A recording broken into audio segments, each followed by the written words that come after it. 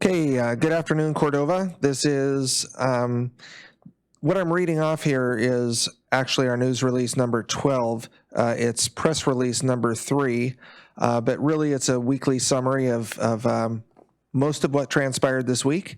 And again, you'll see as I work through this that we have several new communications venues to help better communicate with the public and city council.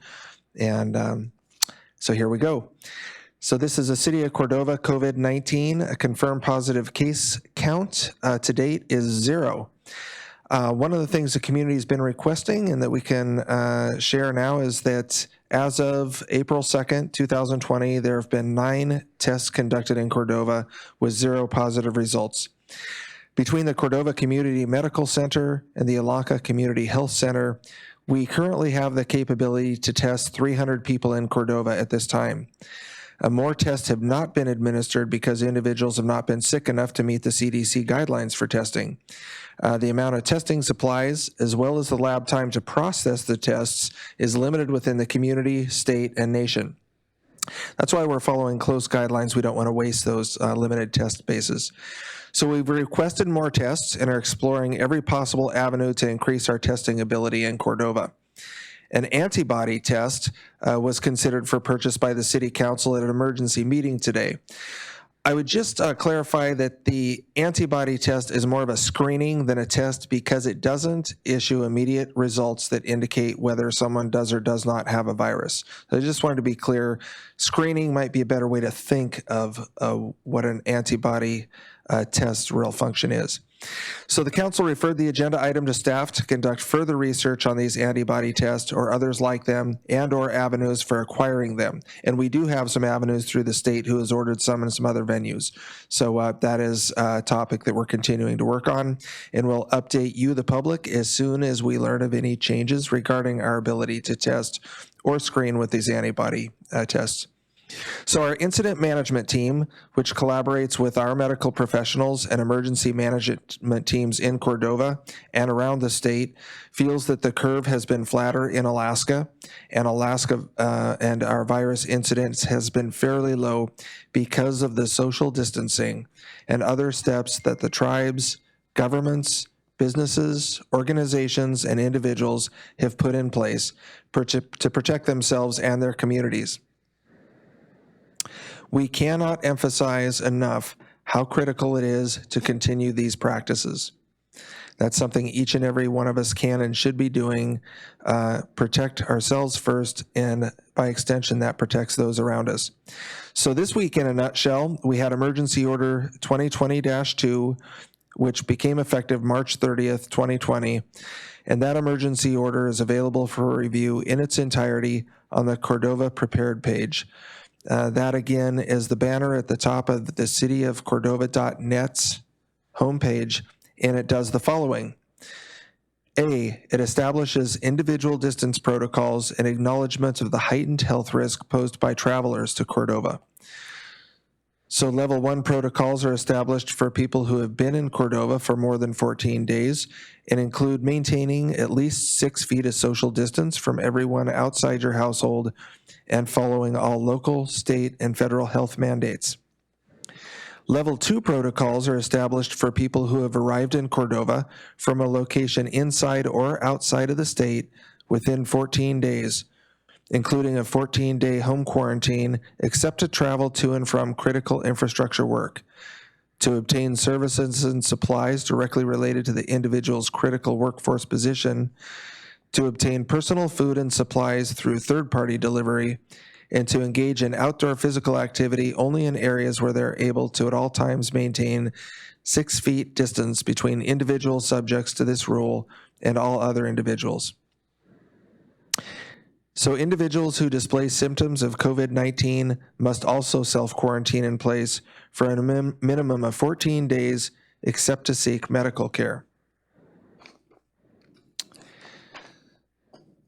So this mandate also requires all vessels and operators to sign mutual aid agreements, which identifies measures taken by the city as well as protections provided by the operator to prevent the spread of COVID-19 amongst the operator's employees and customers and within the Cordova community at large.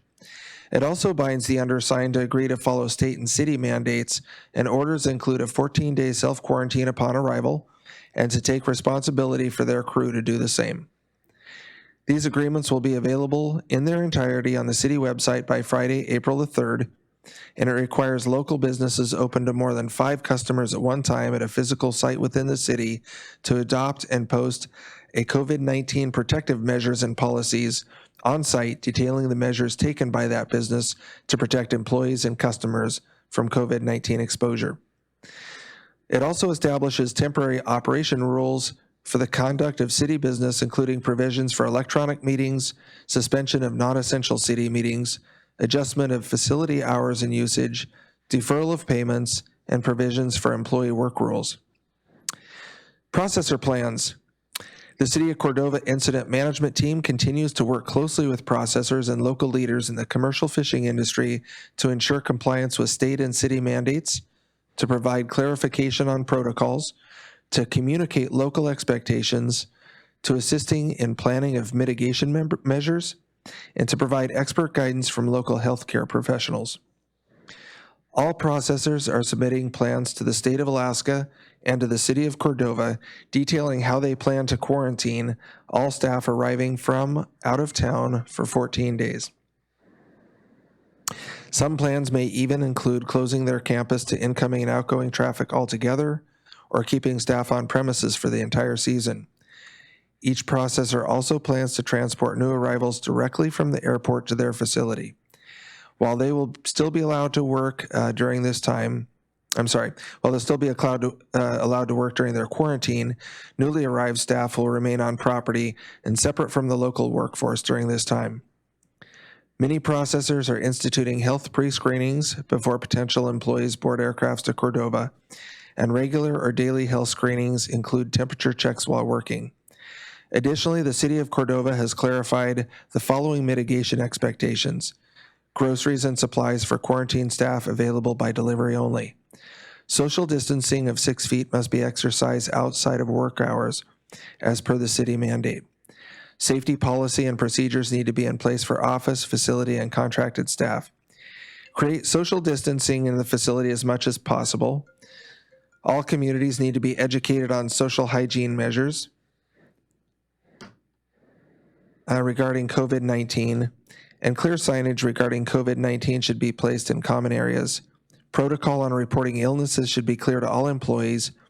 Call CCMC or ICC staff to report illnesses, providing staff for the time to don personal protective equipment before arrival. Cleaning procedures should be increased in all common areas, and isolation quarantine areas need to be set up and available on site for potentially ill workers. So I just want to clarify that these things that we just listed off, those are elements that we've either communicated or that we've seen in some of the plans. Just for clarity and to help, again, manage the community's perceptions, these are not the final plans. It doesn't mean that the final plans aren't all going to look similar or have the same basic requirements. We're just communicating kind of ahead of time. These are some of the elements that we've seen that the processors are offering. I can tell you that there are many more elements and protective measures, and we've already received some of these plans, and we'll continue to receive them and vet them with staff. So I just want to be clear that that is not the sum total of all or only what is going to be in those plans. So in addition to the processor plans, there's a commercial fisheries task force. There are a lot of questions still surrounding how to adequately communicate the rules, the protocols, the best practices, and guidance to the broader fleet of commercial fishers who enter Cordova annually. So there's processor group, there's also fisher group. For this reason, and to increase open two-way communication between those within Cordova's commercial fishing industry and the city on COVID-19 related issues, the City of Cordova's Incident Management Team has established on April 1st this week a commercial fishing task force comprised of fishing industry leaders from Cordova District Fishermen United, Copper River Prince William Sound Marketing Association, local processors, and Cordova citizens with knowledgeable and experience in the industry. With knowledge and experience in this industry. So it's a local stakeholder group, and that'll begin meeting regularly next week. Keeping Cordova informed. Daily radio updates. So starting earlier this week, myself, Mayor Copeland, and other communities of the City of Cordova COVID-19 Incident Management Team will be hosting a daily COVID-19 radio update.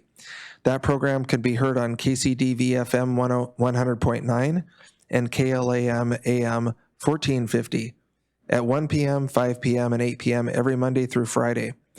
The short program will include frequently asked questions and answers, as well as pertinent local, state, and federal updates on COVID-19 status and planning. Archived radio updates will be available at youtube.com/Cordova TV. So expect some flexibility in that, and we'll try to communicate that. But today, for example, we had an emergency council meeting that interfered, but you can look for those updates at 5 p.m. today and 8 p.m. today, because we did have that session this afternoon. In addition to daily radio updates, we'll have a frequently asked questions. So a special frequently asked questions session will be broadcast today at 5 p.m. With questions and answers gathered from those that were sent to our cordovaprepared@yahoo.com email account. So we have been looking at those, making sure that we've developed accurate answers. We will have those permanently posted, but the first round of answers will also be aired today following this press briefing at 5 p.m. on the KLAM and KCDV radio stations and the city's YouTube channel. That's youtube.com/C/City of Cordova, Alaska. Digital and print archives will also be available online. We're also implementing weekly news briefings. In fact, this is the third of those. And that's the City of Cordova's COVID-19 Incident Management Team continuing to host live streamed press briefings every Friday at 4 p.m., streamed live and also available in the archive afterwards at youtube.com/C, as in Charlie, /City of Cordova, Alaska. We're also developing infographics. So the City of Cordova's COVID-19 Public Information Team is developing a series of topical infographics, which are graphic visual representations of information, data, and knowledge intended to present information quickly and clearly. These will be released to the public as they're produced, and we invite the community to share them. Just a reminder on some of the city facility closures. I'll just go through the list quickly. Cordova School District, the Cordova Public Library, the Cordova Historical Museum and Gallery, the Bedarkey Recreation Center, the Bob Corn Memorial Pool, and the DMV, but I would point out that DMV is available by appointment only between the normal hours of Tuesday through Thursday, 8 a.m. to 3:30 p.m. until further notice. Only one person will be permitted in that office at a time, so please call ahead at 424-6125 to schedule your appointment. City Hall. City Hall is also available by appointment only between the normal hours of 8 a.m. to 5 p.m. Monday through Friday. That started on Thursday, March 19th, and will go on until further notice. Utility payments may be dropped off in the drop box located near the exit of the upper parking lot. You may also contact the Finance Department regarding other matters at finance2@cityofcordova.net or at finance3@cityofcordova.net. And those are the numerals. So that's finance2@cityofcordova.net and finance3@cityofcordova.net. Please call 424-6200 to schedule your appointment. The Harbor. Beginning Friday, March 20th, the Harbor was closed to walk-ins. Payments can still be made by mail or by phone Monday through Friday, 8 a.m. to 5 p.m. Appointments can be made to purchase shower tokens in bulk Monday through Friday, 8 a.m. to 5 p.m. Shipyard services are also available by appointment. Also, as of March 20th, the Harbor Department will not be accepting mail or packages. If you have mail or packages being delivered to the Harbor office, please make other arrangements. Again, resources for community information. The Center for Disease Control and Prevention is a primary link for federal information on corona, and that's at coronavirus.gov.